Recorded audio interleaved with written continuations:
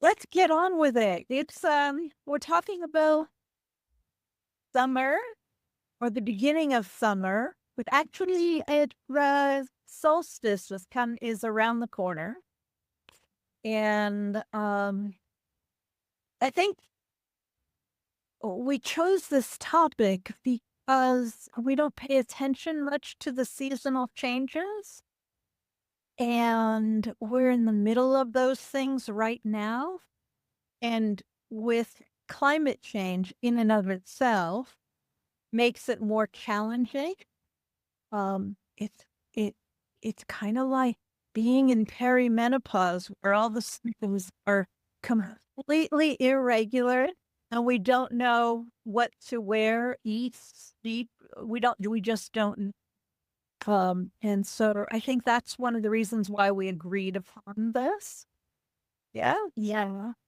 And I think also because we know that summer season is a hot season.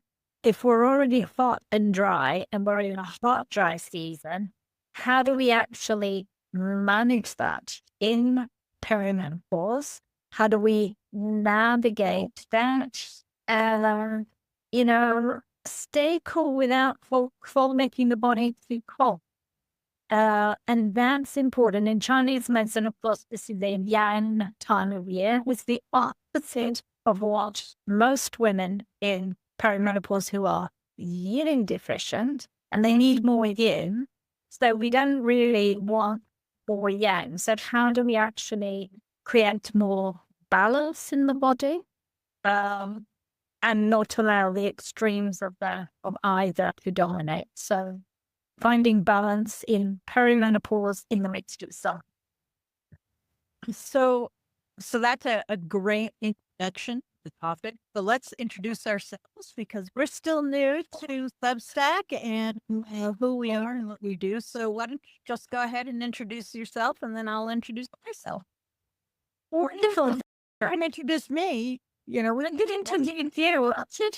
My wonderful partner in crime here. She is an Ayurvedic doctor, and I know that she's deeply passionate about menopause and women's life transitions. And she's here to share the perspective from Ayurveda and menopause, which has similarities to my side of Chinese medicine, but some differences too. And that's what we're here to talk. Keep going. Introduce yourself now because you did such a lovely job. And I am Clarissa. I am a Oriental medicine practitioner. I specialize in Chinese dietary therapy and Qigong for women, specifically for women. And I've been working with menopause for about a decade now. So we are here to bring some different perspectives and some similar and different from the allopathic, so that we have a more holistic approach to menopause. So within this introduction, you mentioned words Ayurveda and Qigong. And so let's talk about those two, because I think people have more of an understanding of what Chinese medicine is. But they don't necessarily know what Qigong is. And Ayurveda fairly new on the scene, although it's not. True. Why don't you tell us a little bit about Ayurveda and what it is and, its perspective on menopause, which I think is useful for people to learn. Ayurveda is a medical system which has come out of the Indian. The Indian continent is most famous for it, but places like Sri Lanka, that is very close to Ayurvedic. And basically, what we're doing is we're studying life itself. Period. End of story.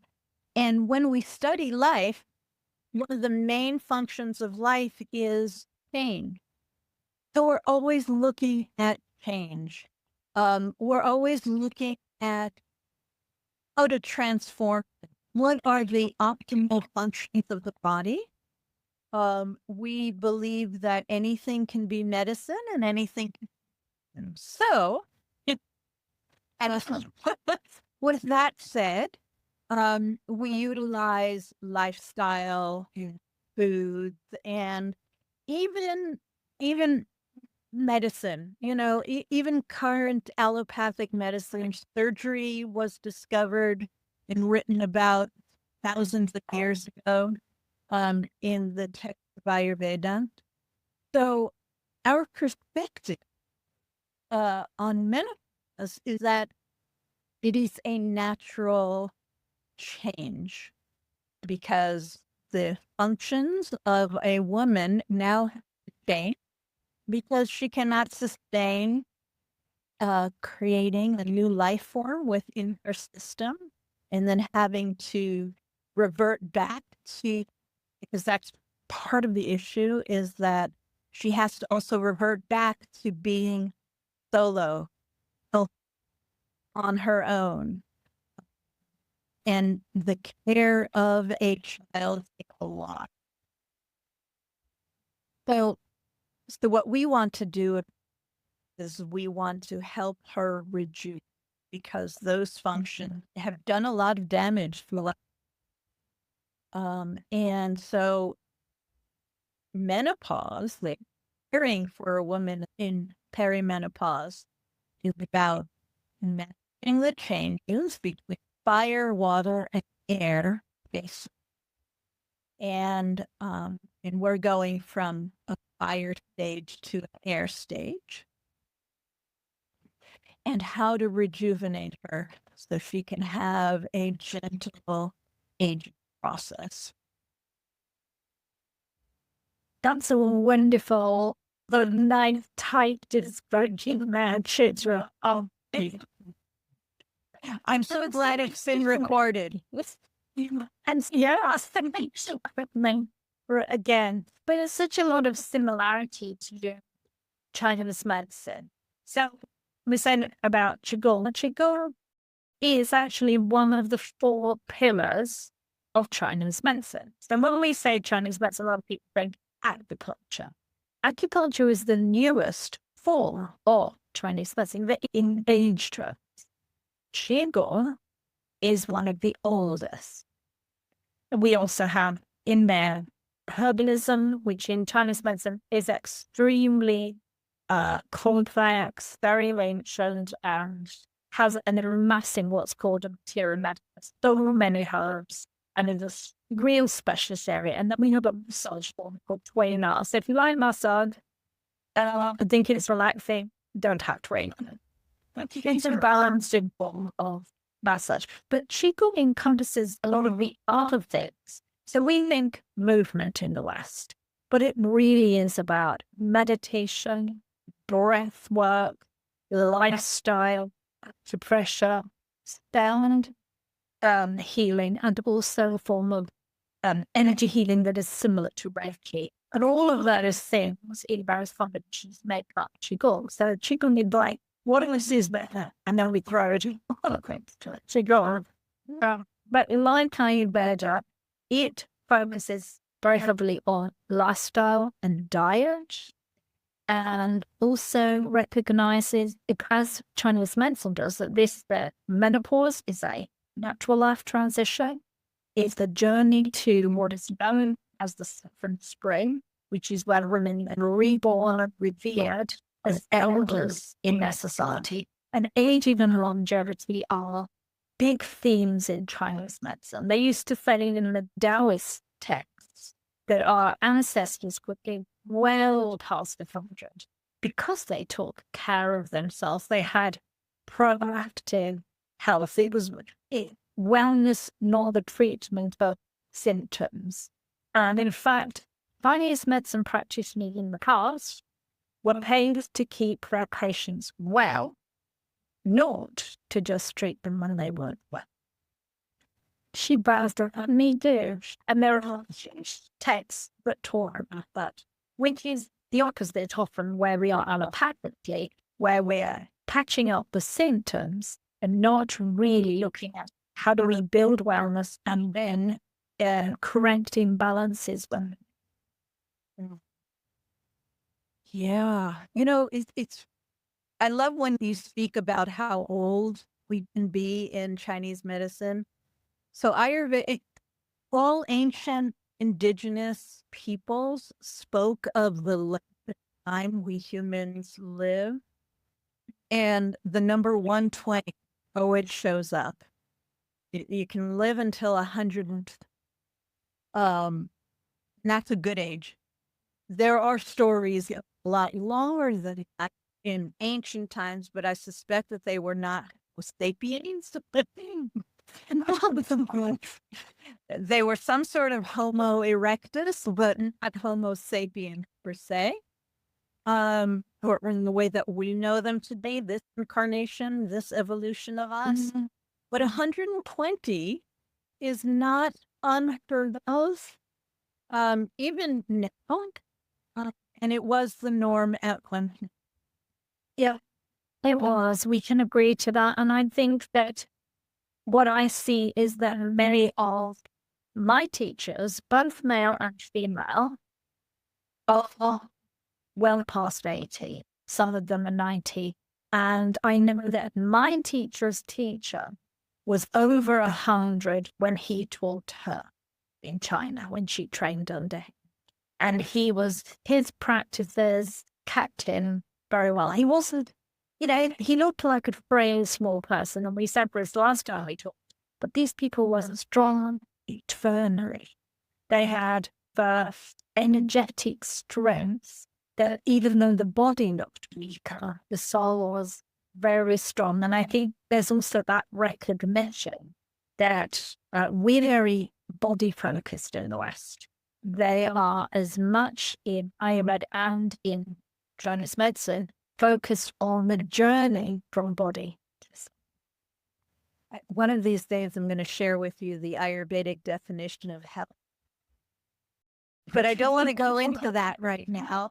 And it's very closely related to the WHO definition of health, except for we add that established in the spirit piece to it. Yeah, so it's very interesting to see the different organizations and how they define health, none of which define it the way allopathic systems function.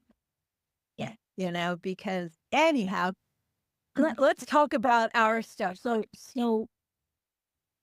those people also back then lived in a different environment. And that speaks to what we're here to do today, because the environment has a great deal to do with our longevity and what we're going to do. And I was doing a lot of thinking about that. What is it about the environment? What is it about the season that promotes disease as well as promotes health if we know to do it?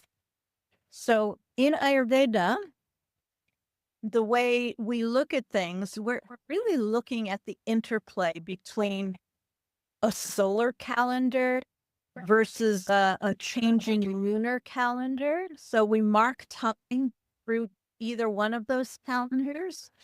But in reality, what we're looking at with seasons is the interplay of temperatures versus moisture. And so it's this constant thing happening. And in certain parts of India, they're used to clear 6 seasons. The 4 seasons that we have in the West, it's very solar based. Okay, so we cut it in quarters and feel it this way. Also, it depends on how far away you are from the equator, whether or not you're have these distinct seasons or not. But we're looking at 6, in Ayurveda, we're looking at 6 seasons, and we can see distinct descriptions of the heat and the moisture. And how water is something that's interesting because it lives in 3 different states, right? So it's a solid state, liquid state, and then a gaseous state. So we're looking at those interplays. How does that function? And fascinating to look at those pieces. It's very interesting because in Chinese medicine there are 5 seasons, and they are connected to the yin and the yang. So whether the energy is more an outward, which is hotter, drier, time for temperatures, and we have the yin type of the year. So we really have the spring and the summer, which are a yang and rising yang energy, and that's depicted by the 5 elements: the wood and fire, or the yang and fire, obviously being summer and the most yang. And then we have a very short season, which is called the earth season. And that is what we might call an Indian summer, a time of harvest and abundance, but sweetness, because we have flavors as well and temperatures as well. And then you go into the air and the water. So they're increasingly more yin, more moist, more dark, quieter. So we have, and that whole thing is this interplay because you have the balance of the yin and the yang in the world, which of course are bigger because that's the cosmos, the heaven and earth. And then inside ourselves, we have the organs, which are also yin and yang. So that's the whole is about creating balance and counterbalance from all the way in the cosmos, all the way to inside you. And that's what we're really working with. And of course, you have the outer seasons, and then we have our life seasons. So perimenopause and menopause are seasons of the metal on the water. And obviously when we're young and we're most fertile and most abundant, we're fire. We're summer season. So we have, and it continues. Obviously, once you go to second spring, you begin but in a different way, back to spring and sort of, but not to the same sort of intensity as you would pre-menopause. Yeah. I think that because in Ayurveda we're looking at 3 different divisions basically, rather than you're not focusing as on the 2. So there is, when we're looking at seasons, we're also looking at rising and fall as well. So that's when we're looking at, and that's what we've just passed, the equinox. So the spring, when was the equinox? Last week, a couple of weeks ago. Yeah. Time is flying so fast, right? So what's happening there is that the sun is rising. So therefore, there's more light, there's more daylight at the equal point. So we start moving this northern movement of the sun, and then, and it's opposite for the hemisphere. So I just wanted to add that. So the spring equinox, we're moving upwards, right? We're moving, the sun is moving upwards until we hit solar, right? We're hitting the summer solstice, where it's hit highest, and then the sun goes into this cruel place. And that's a whole other perspective. So it's rising until it goes to too much, and then it goes back to equal, and the sun goes to the south, and then it's cooling. And throughout this process, the body strengthens and the body weakens, the digestive capacity strengthens and weakens, and the doshas are being affected by this. So that's how. So we start off with this duality, and then we go into this other piece. Marguerite found us. Welcome. We just here. And we are back. But you saw that this is rising and in the China system, we're moving. So obviously, water is winter. That's our urogenitory tract, the lowest part of our body. Very much that our bones as well. So it's very inner to the body. And then as we move into spring, we're coming out to the liver. So you're moving out the body, it's the liver system. And then here in the summer system, it's all about the heart system. And organs are not just the heart, but it's the heart, it's the pericardium that surrounds the heart. That's very important in Chinese medicine and ignored in allopathic medicine, but it's seen as the protector of the heart. It's the small intestine. And it's also this weird organ that isn't an organ in Chinese medicine. It's called the thumb and jiao.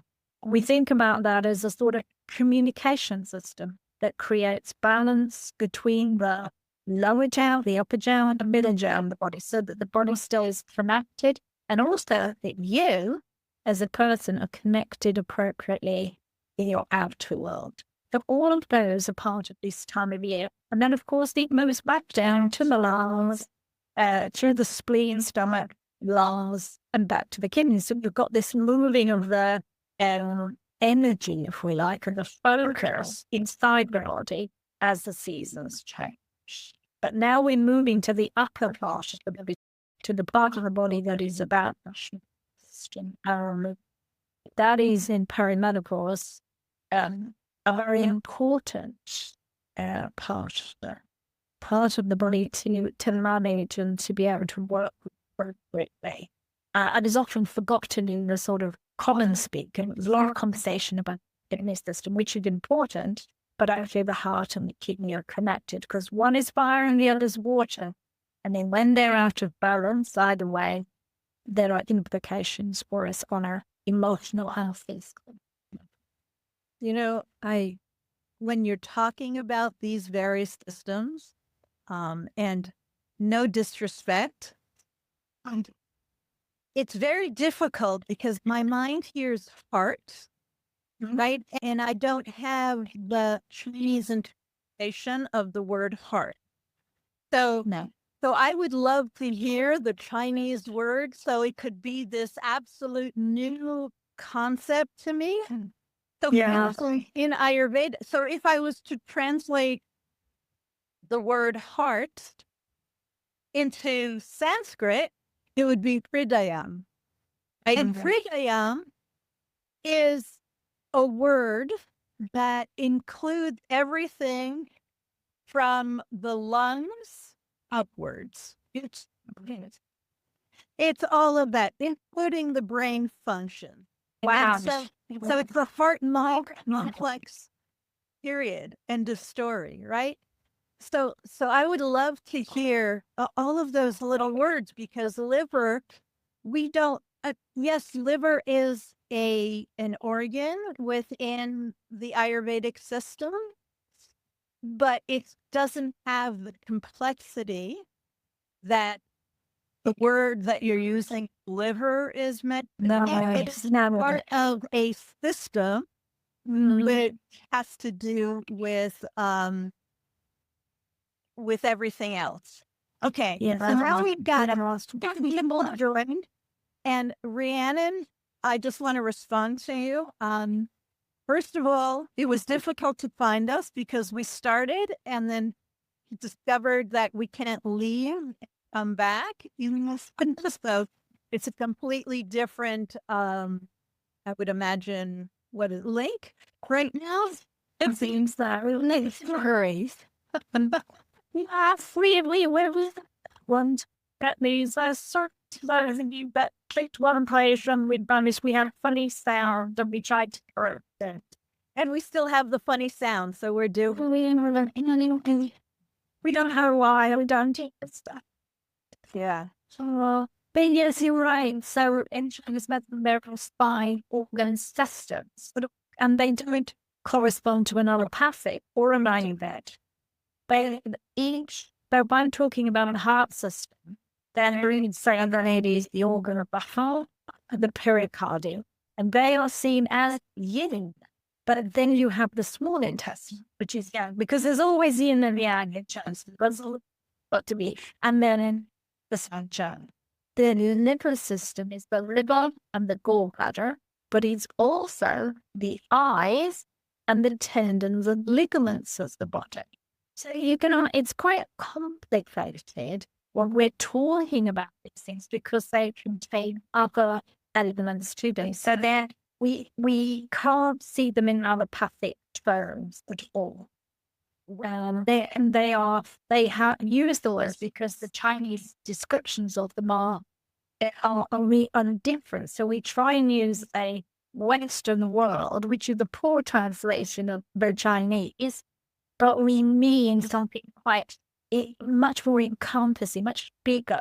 And of course, in the midst of all that, just to make that complicated, they've got a soul component as well, which I don't even go into. It's like whatever, it does change. But they are complicated things. But I think the important thing is that we're trying to always create balance in the body between these things, and that they are impacted by the season that we're in and the time of the year, and by the life season you're in.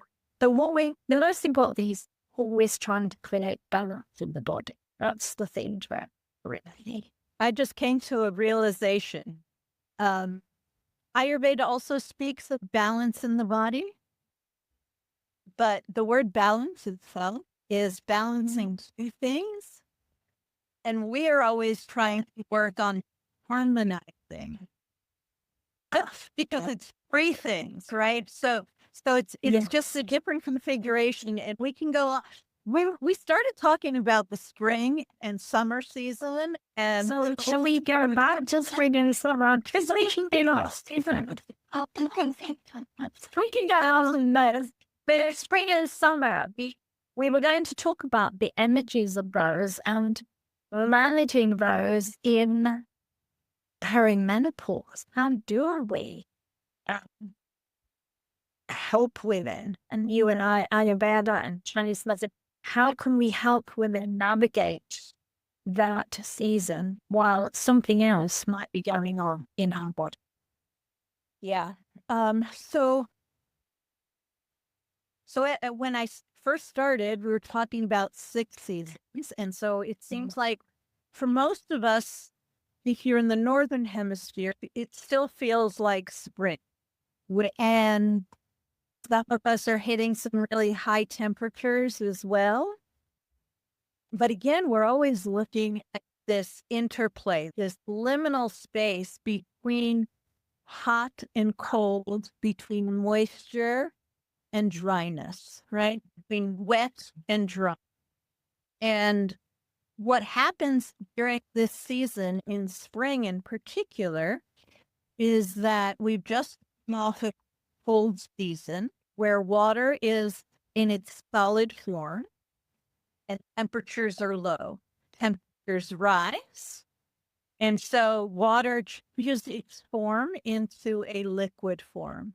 So this is what's going on in our bodies, because we needed the liquids in our system to solidify in some sense so that we can protect the body. So what do I mean by solidify? It's like it's turned into ice.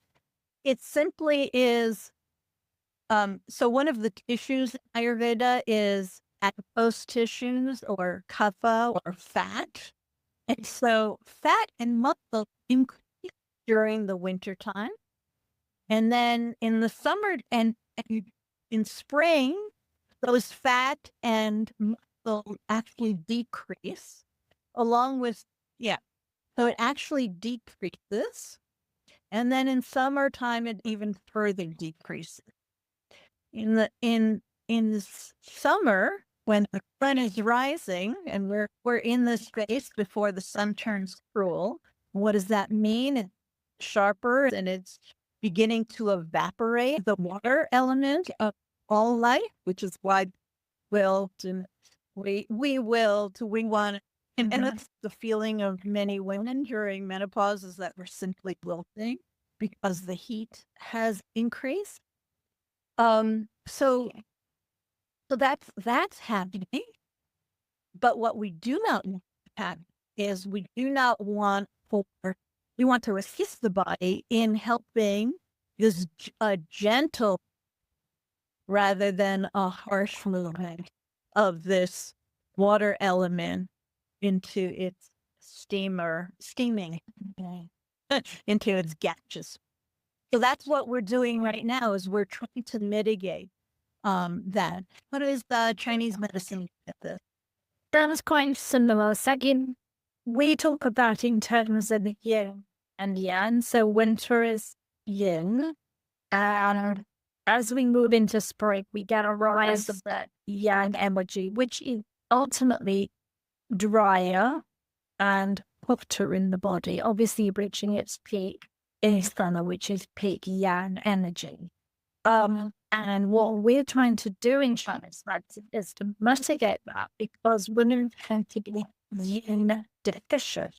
So they have less yin energy, which makes us naturally hotter and drier, which we see manifest in relationships. But also in the emotions, we tend to be more irritable, more restless, and that's so we are at risk of being that. So we're working to manage that so that we don't allow yang to run away and trying to protect and nurture yin while still recognizing that the outer world is yang. So there's a lot about practices that we would do to help that balance. In the sort of technical term, you've got the heart system, which I said was which were like very yang, and you've got the yin. They're usually connected to each other. So the more up you are, the more hot you are, the more dry you are, the more restless, the more less likely you are not to sleep. And long-term sleep issues are related to that imbalance. So we're trying at this time through food, through movement, and through meditation to create a more balanced system. Yeah. We view it in a similar ways, and again, the nuances amongst them is different. And because we have 6 seasons rather than the 4 seasons, so what winter is that hits into spring is what we call deep winter, which is extremely dry. It is extremely dry. And then when we hit spring season, the heat comes up at extremely dry and extremely, which is kapha and vata. Vata is dry and cold. Cold is kapha. Cool is also quality of vata. It's not that bitter cold that kapha speaks. It's like a nice breeze, right? A nice breeze is cooling, right? That's the vata, as opposed to dipping in cold into ice, which is freezing. It's a very different thing. So what's happening in the springtime is the heat starts rising, the kapha starts melting, and that's when we start seeing increased allergies, which what women get, what everyone gets. It's not just that the environment is beginning to flower, it's the kapha that's melting and it has to leave the body. So I have a cat here who knows more about Ayurveda. You've heard us talking about Ayurveda, so she's about that. So where was I? So that's what's happening now in spring season. Heat, pitta starts, and so the kapha is melting, but vata hasn't increased yet. Okay, so it will, and as we hit summer, kapha is still melting. As we hit the solstice, kapha is still melting. So we have these incidences of like summer flus. Right. Because the kapha is melting, pitta is still rising, and vata Once things start drying because of fire, the vata starts. But right now, what we're doing is we're trying to do things that don't increase them. So what we're talking about is foods that are easy to digest. We're looking at currently at bitter foods, astringent foods, Yeah. right? And what that means, bitter foods. So you look at dry leafy greens, not increase the coffee, which is one of the few bitter foods that Westerners have in their diet. So that's what we're doing. We're also trying to help the body digest because that's the kapha that I can leave him on. Yeah. Which is part of digestion. It's breaking it down, assimilating, and elimination. So that's part of that's what we're trying to do with the foods, with any herbs, with any movement. We go out into nature more because it's time to move. That helps break internal fire, external fire. So we're doing these things, but now we're getting into in June where we're hitting this other season is about to show up, which is summer season. And that brings a different kind of weakness, literally, because the sun becomes cruel. And it brings a weakness to us where our digestion is strong, like it was in the winters. We start doing light foods. We start doing sweeter foods and more sour food. And now we're still doing a little salty food because that helps remove. But one of the things that we want to do right now is ginger, because that helps the digestion. It helps break down the kapha. I don't know how it works with the yin and the yang system, but I would love to know. But very similar as well. So in the food systems, we tend to see again a shift towards the sour and the bitter. They're very interesting, similar things going on there. We're also looking at the introduction of specific cooling but not cold foods. So, more salads, ice cream is as it is in Ayurveda. We tend as Westerners to use that to cool down. Here we would be seeing the introduction of quicker cooked foods. So in the winter we want to cure and cook. Not only in here we're looking at stir fry, quick foods so they retain all their freshness, but they don't go into the sort of too hot. We're also see introduction of things like cucumber, green tea, as opposed to the black tea in the winter. Cucumber. When I draw a little side story here is that I went to Great Wall of China and it was very hot that day. Did my guide drink cold water? Oh no, he ate a cucumber. He ate a cucumber. So we are fooling the body, but we need to, that's where the tension comes, really, because we don't want to be too cold, because the needs the kind of to be looked after. So we're trying to balance the hot and the cold here.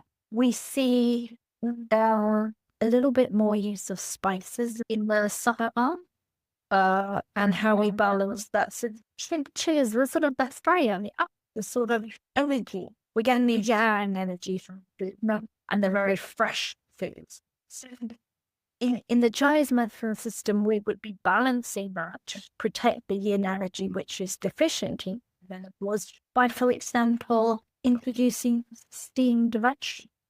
So steaming puts moisture back into the food. So we might have more of the quick cooked whatever on one side, but you're introducing the steaming. Maybe you steam the broccoli, steam the fresh veg, and you're introducing the rice with you. or being accountable and drawing. We would also eat seafood, which helps support the kidney system, which likes salt. Salt is what the kidney system needs, which especially if you need to put salt in. We're not pouring salt in everything, but you can use seafood. Or if you have a salad, put seaweed in it. So you get this interesting kind of ability to mix the two together.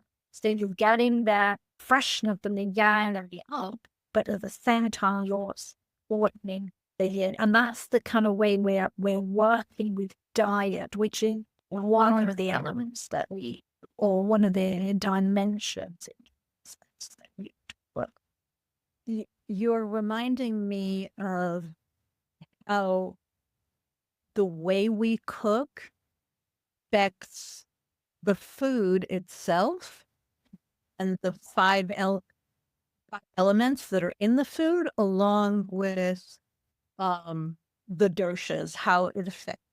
So, for instance, when you were saying the word steaming, during the spring, because kapha is dead and it is made up of water and herbs, they do not recommend drinking even straight water.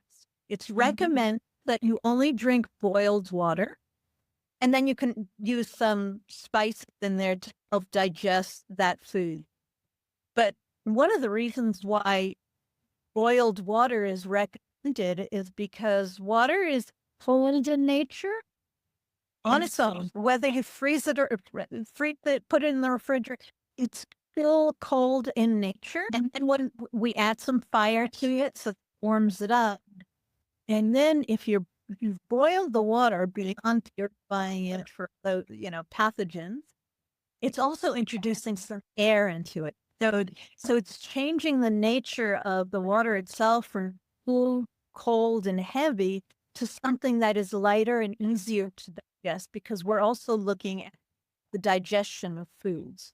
So then when we go to steamed veggies or anything like that, what we're doing is we're introducing some lighter, warmer waters into those steamed vegetables.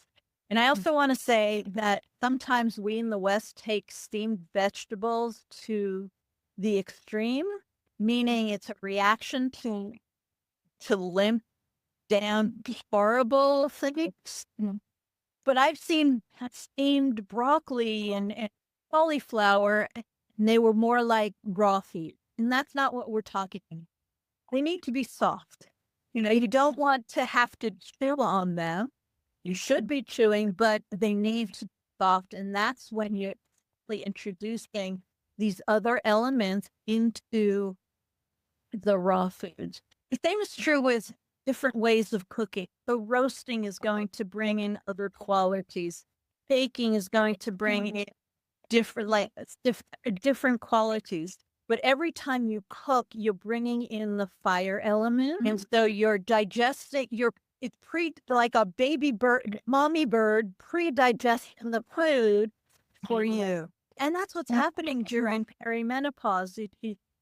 In perimenopause, the digestion becomes irregular. What does that mean? It means that Vata has entered, because Vata is irregular, but that means that we're not always hungry when we're supposed to be hungry, or we forget to eat, and then we're starving. So it moves into this interesting space of irregularity, which means the digestion, the fire element within our system, is also irregular.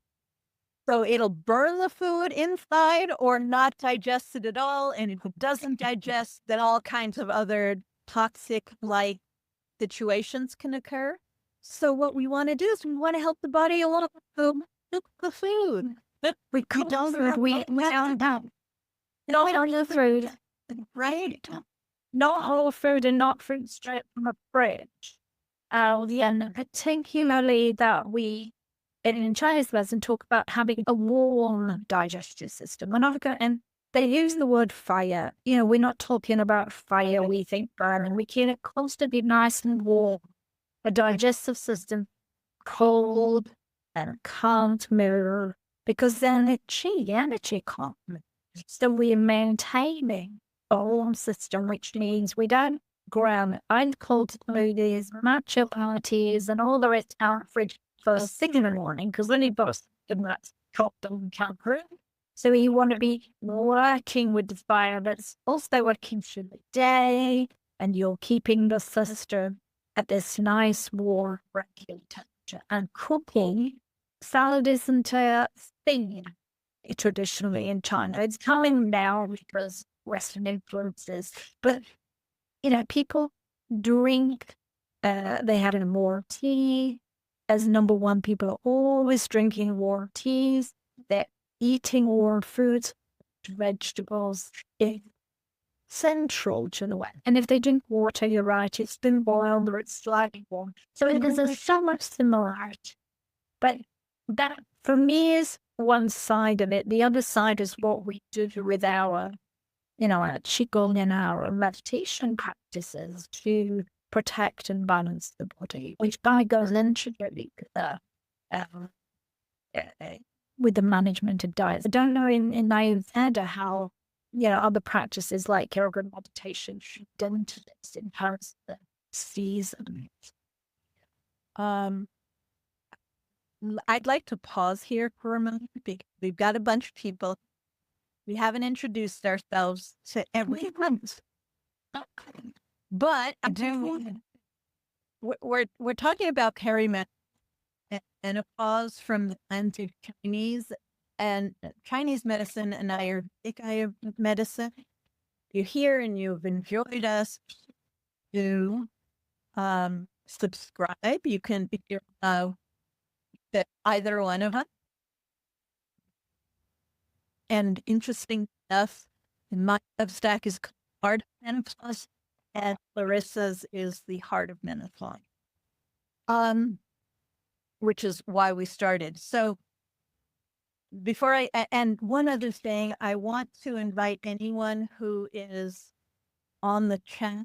We love your questions. We love to respond specifically. Otherwise, we can go far off in terms of discussing philosophical things. But the reason both of us are here is because we have a passion for women's health.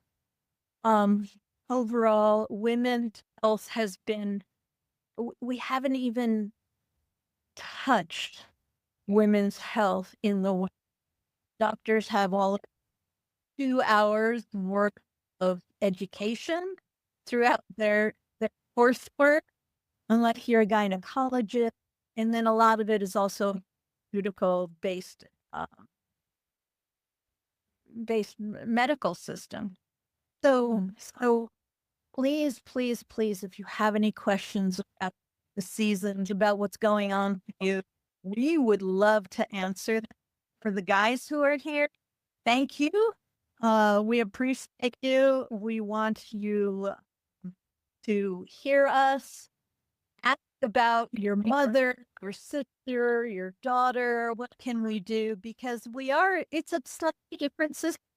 There are many things that are the same, but I think in Chinese medicine, and even in Ayurveda, we talk about it a little bit.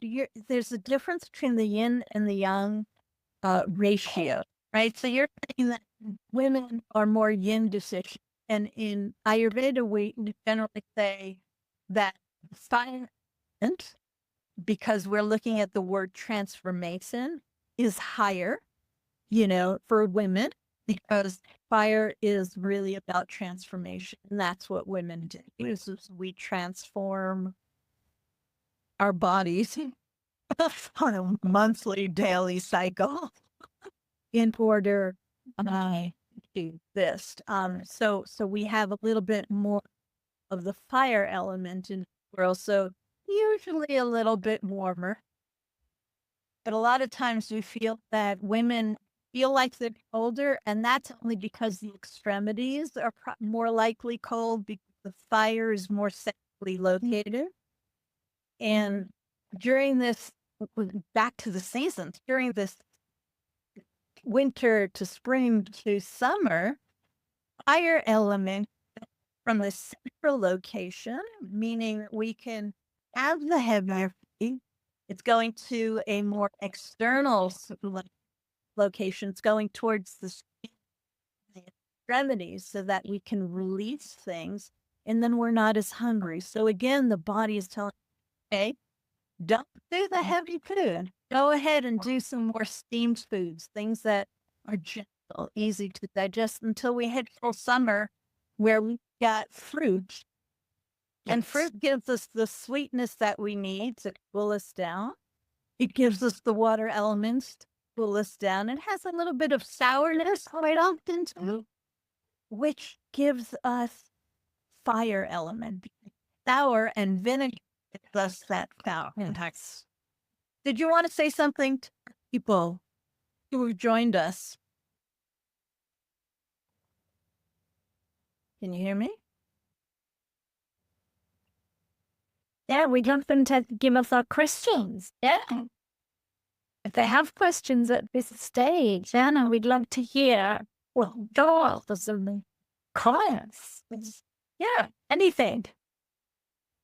So back to the exercise work. So yeah, Ayurveda is always talking about the lifestyle element. So they're telling us when to sleep and when not to sleep, when to walk, when not to walk. And a lot of the extra, as I said last week, are in a different compendium. It's a different lion, right? So, so for instance, the things that are closer to Qigong and to say, we have yoga, which is a different science of movement, but it's actually about sitting, calming the body down and up so that you can meditate. But we've taken it but there's the science of resting as well, which is part of the Vedic system. And that looks at acupuncture and meridian lines and how you manage those things. But as far as Ayurvedic, we're really looking at the smaller, simpler, natural movement of and stretching and those kinds of things, which allow us to, function really, because you have to do some form of exercise, you have to do some form of breathing, but it's not delineated there. I go outside of the Ayurvedic compendium to actually get in some exercise. Really, if all you do is walk, you're doing good. And you help walking does some and do little inversions. Because walking, and what that does is do like gentle walking after you eat. You're helping the digestion. You're helping the food move along. If you walk a little more vigorously for longer, you're helping with the. I was just reading a comment from. Yeah, and did you get that? You'll answer that question. I'll answer that. I've got my steady thumb down. So when you're walking, you're also helping move your lymphatic system, which means that you're helping the system. You're helping the body release things that are not needed, and also you're helping it in. So walking is one of the better things you can do, and also works with the muscles and works with the gut because you have to be upright and you also balance. There's just so much in walking. We don't have to be on a stairmaster. We don't have to be in the gym. Just walking is good. What we do not want to do is do not want to go to sleep right after we eat. And if we do need to relax a little bit, we understand the differences between sleeping on the right side versus the left side. And if you look at it, if you want to really sleep deeply, you go to the left side. You lean on the left side. If, however, you need to rest, and some do need to rest after eating because we've had a heavy food or we've got um, a a disease happening and the body is just putting all of its energy into digesting and assimilating the food, then you lean on the right side. And then when you have a little bit of energy, you go out and take a walk. And that is very different from how movement works in Chinese medicine. So in Qigong, there is definitely a school which is the 5 elements Qigong. And so we can very deliberately, through movement, influence the different 5 organ systems and help them to create balance on a physical, mental, emotional level. And it's in the summer, I would be doing a lot of work to balance the heart system while supporting the kidneys. So I've been working with those 2 elementally. From those moves contain physical movement. We sometimes do acupressure within that, and each element has a sound, but just with and has a color. So they're in the 5 elements you would focus on, say, the heart system, and you would make her movements, you would make the sound, and you would visualize the color. And that would help to prevent the yang from going too high and being more balanced. And then you would do a similar thing with the kidneys. So you can use the movement in its kind of entirety to support what we're doing on a dietary basis as a full system. And the movements are incredibly simple. They look like they look a bit like leaning to one side and leaning to another side and like that. And the color for the heart is, of course, red, and the color for the kidneys is blue. So you would visualize them coming into you, filling you. And done on a regular basis, these are quite powerful but simple movements. Yeah, you keep bringing in more elements to the elements, and Well, the elements here, and that is one of the things that, if you learned a 5 element series, you could do that as needed on a daily basis, and knowing that would be good for you. So in the summer, I would be encouraging a heart-based element series, which you can do. Yeah. And here's where Ayurveda and Chinese medicine have similarities and differences again, because we also work with color. We also will work with movement, but it's different. And I want to go to the place where, why is it different? Because it's coming out of 2 different cultures. They start off with with a similar premise, but then we take it into a new culture, into a new climate, into new seasons, right? Because technically they have different seasons. Even in the United States, the Northeast has 4 seasons, and Florida has 2 seasons. Maybe 1 or 2. Exactly.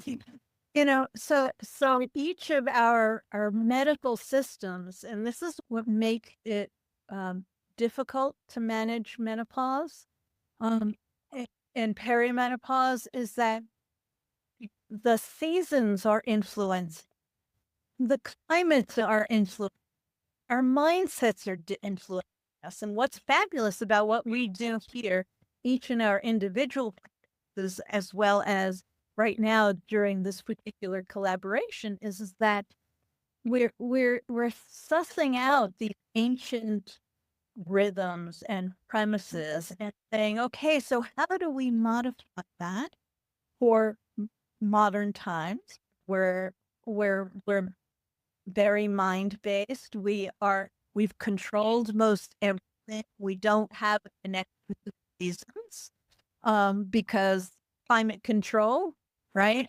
We can stay indoors, we can put on our lights and about lights. But that also, because we've controlled everything, brings up a whole other set of diseases.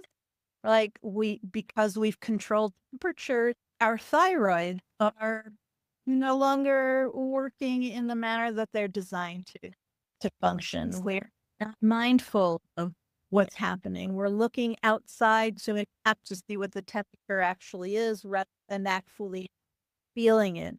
And so what we're doing here is bringing these ancient principles to the West, to modern culture, and to ancestry that may not be Chinese or Indian, or whatever that indigenous culture is. Yeah. And I think to add to that, we have this change to not being in harmony with nature is relatively new in our history as humans. I mean, if we really look back even 40, 50 years ago, we didn't have continuous light, sound, temperature regulation, constant supply of food. Much of it doesn't come from where you live, That has already changed. We are not yet adapted to that. But obviously, we can't go back to how ancient lived as easily. So, part of your work and my work is how do we take these ancient practices that are more in sync with who we are as a human and make them work in a completely unnatural environment, because that is what we are experiencing now. We're out of sync with nature. And I think in some ways our system, what is a bit lost in here.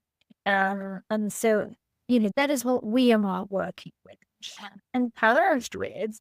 And that in addition, what we say, although we talk as if it's collective, both Ayurveda and Chinese medicine are individualistic medical systems. So when people come to us, we don't just say, do this and say that that's what everybody should do. We're also saying we take into account your particular and we say constitution, and work with that too. So we are grappling with something that is changing, that is complex, and that needs to be adapted to a modern life, because otherwise you can't enact that as a client, as a patient, you are. Yeah, and this is why we're seeing such high rates of menopausal symptoms. And I suspect that the more unnatural our environment becomes. And remember, our environment climate is trying to adapt to what we've done to it. So it's become irregular, so it too is trying to harmonize itself. But I think that we're going, unless we start managing the intelligence of our bodies, we adapt to these ever-changing conditions. We're going to see even more symptoms that we don't grapple with today. So 40 years ago, not only, yes, women did not talk about menopause, but they also didn't experience the same symptoms that many women are experiencing today. And it goes back further and further. There were always women who grappled with menopausal symptoms. But the question is the severity and what's the average day. And the average, I would say, is much higher today for various reasons. And a large part of it is this removal from nature, from dealing with symptom by symptom with smaller and smaller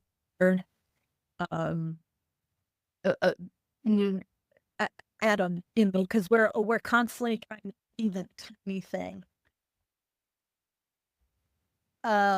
Thank you, Rhiannon. She's got yoga right now and through Eat, Breathe, Thrive.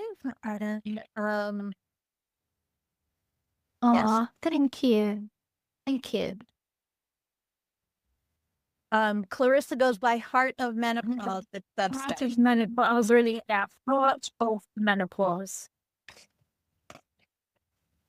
Cat again. Every Every time I see her name, she comes in our mind, mate. Right, that we, going back to what you're saying, I think we are seeing far more symptoms arising than maybe people would have had a far more difficult transition just from the fact that this pace at which we've been on our diet.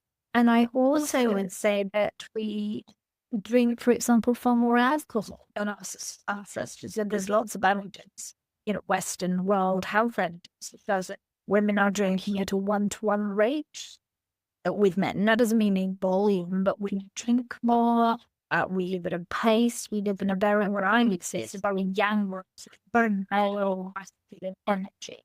And we don't honor the friend in society. So there's other imbalances as well as climate that are creating our world. Yeah. And graciousness. I mean, and then Clarissa or Claire, something else. Clarissa. Clarissa. So, yeah, there's a lot to happen. From an Ayurvedic perspective, the reproductive system, hence menopause, is the last tissue to be fed and nourished. So those are the first tissues when there is an imbalance to deteriorate. So this is what we're seeing as well. If we're noting earlier in our life, we're seeing, a deterioration of reproductive rates, where it's beyond the age issue, which is what we spoke about last time. The reproductive tissues are not being fed. And so it's harder to conceive because it's the last thing. So where do we start? And this is why we're always talking lifestyle and diet and movement, the basics.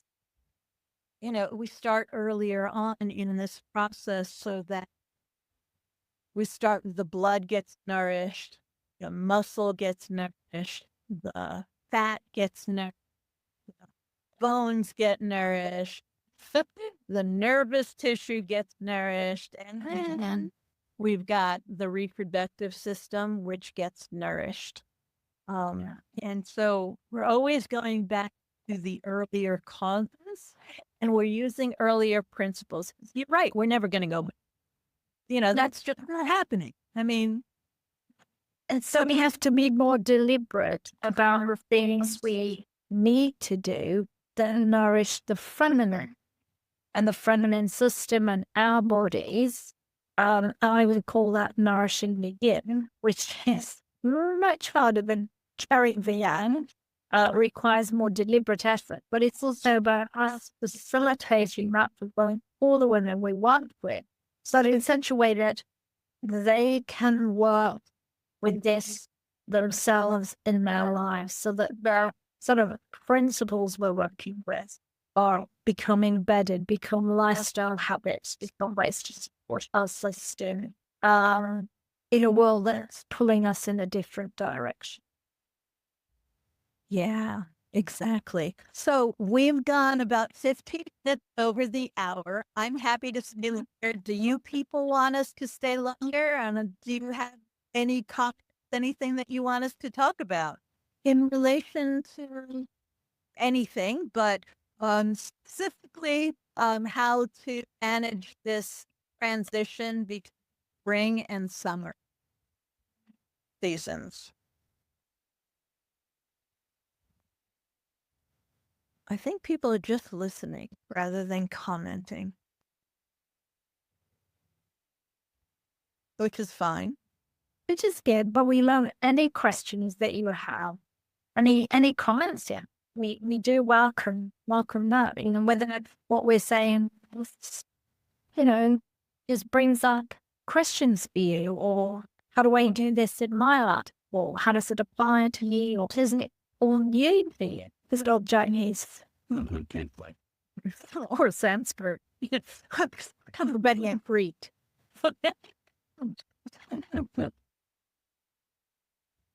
Um, I love this concept of you speaking to the yang and the yin all the time. And I think part of the differences between Ayurveda and Chinese medicine is that it's yin and the yang. We've separated them into three. We have different elements. The outers are, what are they? Earth, water, fire, air, and space. Whereas you don't have the earth, not so much. It's moved aside. Yes. And you don't have the space, but instead of those two, you have wood and metal. Yeah. And I think that this is the cultural difference in the way the two peoples looked at the world. Absolutely true. And I think when you look at Chinese medicine, go back, it's born out of Taoist philosophy. How those people saw the world as being, a cosmos or heaven on earth, and how that then translates down and down. Everything has an opposite. And that's how they see it. You can't have day without night. You can't have summer without winter. And that's very much how the whole system works, is this interplay between those opposites and the attempt to find an effect moves between them, of where there is most harmony. And that's how I would describe it. It's never static, it's always moving. It's a dynamic system, but it's attempting to find as much harmony as it can. Yeah. And I think that this is the divergence is that within Ayurveda, within the Indian culture, I think they didn't reject the dual system so much as they beyond it. Yeah. And because in duality, it's always an either or, and then you have the in between, that's the middle.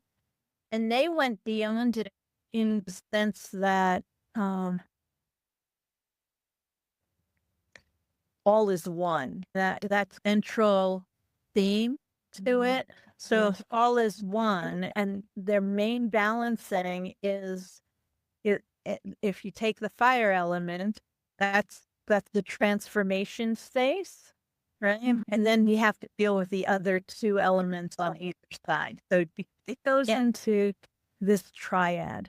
And so in a sense, it makes a lot of sense when the Chinese system came to the West and established itself a lot faster and easier than the Ayurvedic system did, because of the subtle complexity yet simplicity of Ayurveda.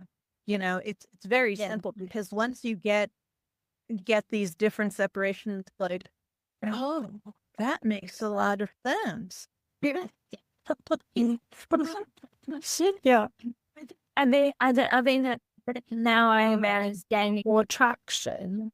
But I would still say that there's a lot of confusion about Chinese medicine and what it is and what it means. And I think, one of the things has been that acupuncture has become so dominant that people think that's Chinese medicine.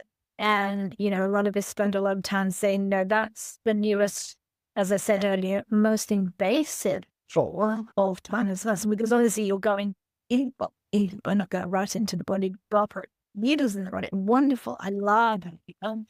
But it's the newest of an age of practice by thousands of years. And I think that this is where both Chinese medicine and Ayurveda agree. We do not start with the invasive thing. We start with the least invasive thing. We start with the things that we can control on a daily basis, which is our breathing, our movement, and our ingestion. So those are things that we can control on a daily basis. And then the next thing we deal with is our environment, right? So an aspect of Chinese medicine is feng shui, right? Yes. Oh, yeah. We have Vastu, which is, it deals with similar things. So we can control our local environment, but we can't say and control the microclimate that's out unless we start planting trees and roofing them. Gardening is great. We can create more water and shade and mitigate the climate. And then we go even further, but we cannot control the land we live, the larger land and we certainly cannot control the climate itself, season themselves, although there's some crazy ideas out there. What planners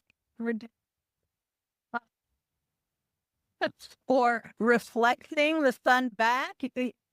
Just the more we try to control those things, the more it's going to harm us. Because what we need to do is we need to control what we can control. And that's really, we can barely control our minds, but we can control the kind of food that we ingest. And that start of controlling the mind too, along with breathing and all of those other stuff. So definitely Chinese medicine is saying that it starts with the lifestyle and the diet, and that's where, as I said earlier, that's where a practitioner starts. And then it would be plant-based medicine, and then it would be acupuncture. But it is very much, and in terms of the mind, you would say that's like another path above that, and that would move from your lifestyle to the qigong, and then there are more cerebral practices called Shengon and Neigong, and that's a bit like how yoga tangling the balls from the ass to becoming more meditatively and more about consciousness. So they kind of run, but the lifestyle is first that way. So there is these things going on that can support us, but you're right, we can't control the things very far outside of us. It's more about working with ourselves and our own immediate environment. Yes, exactly. So I think we're coming up on the out. Yeah. So just to try back to the working to so don't do foods yet. Do easy to digest warming food. Do light, gentle stuff. I would even do who are doing cold plunges. I would stop them or make it fun. It does have some benefit and thing has benefit, but what that cold does is it's the main aspects of the point in time. Cold, let me go backwards to by cold. The cold they could is that it shocks the side, just like defibrillation shocks the heart. Don't want to do it all the time. It's good for when people are that invasive. But so at this point in time, when the water is changing its form into something that is more liquid, we don't want to make frozen again, even for a tiny bit of time. We don't want, we don't want, but that's a whole other story. What do you think? during this time? I would say to people is uh, definitely maintain a diet that is not that is cooked food. Definitely we talked about steaming because the moisture that brings that's helping the yin part of you, which question. Don't go into just too hot, too dry. Stay away from the raw bubble. Switch if you drink tea that's black. You can integrate a little bit more green in it. Chrysanthemum teas, those sort of things. They're cooling, but don't overdo it. So there's this. And the movement, if you have an opportunity to practice 5 hours jiggle, there's but try and do those movements. You'll see that you can help to balance the yang, the thought, and the kidney system so that your whole kidney system stay in balance when you're actually at a sort of a peak of one or the other. So that's what I would be suggesting people. Clarissa, are you working right now outside? What is it? So the moment I'm working with outside of this, no, I'm not working with this. I'm taking I do have clients that can work with me one-on-one. I teach them one-on-one qigong for their menopause symptoms. And I am going to be reintroducing my courses very soon. So there's women's specific qigong, which everybody can join in. And yes, they are for women, but we can sometimes let men do some of them, but they're really meant for women and women's bodies and helping to create balance. So they will be coming back very soon. Fantastic. And I do a set called the Getting to Know Your Perimenopausal. There's a lot of dosha using. So this is a way to little assessment. You'll get to a 10 to 20-minute audio on it at this point, what's going on with to respond to a specific question that you about perimenopause, and you can work with me one-on-one. Yes, I think, but this I'm most excited about in this moment being that I'm constantly creating something. Is I am launching the menopause membership, and that's happening. The first class is on June 20th, and we'll be working with the seasons, and it's a community because we women need, all of us need community. We've gone too far in individualistic spaces, but women in particular should not be isolated. You always need a village. And so that is that individual trying to figure it out on your own. So working one, and then there's all the various ways of in between. So that's what I've been like thinking. That's exciting. Really exciting to try. Wow. They're good. Yeah. Okay, so yes, we're going to say farewell. Yep. And do subscribe to our two subsets, Art of Menopause and Fart of Menopause.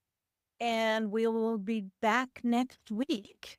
Hopefully on one link, but not well, no funny sound. We will see. But fingers crossed. Yeah, indeed. Well, I think I figured out what the issue is, and I'll talk to you about that next in private. Exactly. Thank you so much for listening to this and to being here with us. And for all of you who are going to see this in the recording, thank you so much. And you're always welcome. You don't have to ask you can ask us on our private chat in Substack or wherever you connect with it. Feel free. I echo that, and we really appreciate it. It's fantastic that so many joined your line. We're sorry that the link was a bit wonky, but we thank you. Thank you so much. Appreciate you. And my cat thanks you. Yeah, there's a lot of Ayurvedic ignorance From and had that in her tail in my face. Talk soon. See you next week. Bye. Week.